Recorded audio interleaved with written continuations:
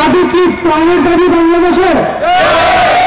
যদি প্রাণের দাবি হয়, সর্বজনের দাবি হয়, সর্ব মানুষের দাবি হয়, গণমানুষের দাবি হয়, তাহলে অবশ্যই আমরা এই গণ দাবিকে প্রতিষ্ঠিত করে ধরে যাবো ইনশাআল্লাহ।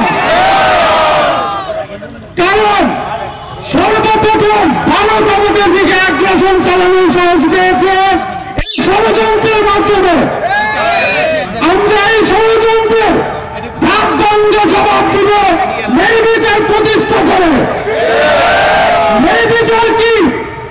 প্রত্যেক মানুষের ইনসাফ প্রতিষ্ঠা করে দেওয়ার নাম হচ্ছে নির্বিচার।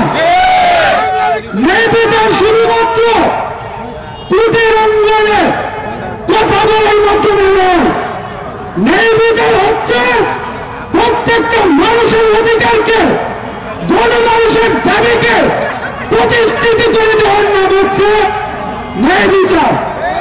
আমরা আছি, থাকবো, নির্বিচার প্রতিষ্ঠা করা পর্যন্ত আমরা এই রাজপথ, এই শহীদ মিনার, এই বাংলাদেশের কোন অঞ্চল থেকে আমরা যাচ্ছি না।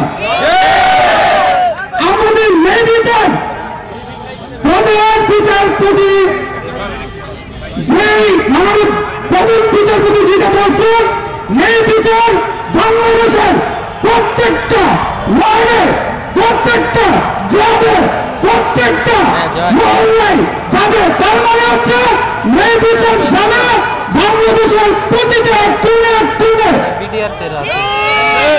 যতক্ষণ পর্যন্ত নির্বিচার বাংলাদেশের প্রত্যেকটা কোণে পৌঁছালে আমরা কেউ এখান থেকে যাবো ইনশাআল্লাহ।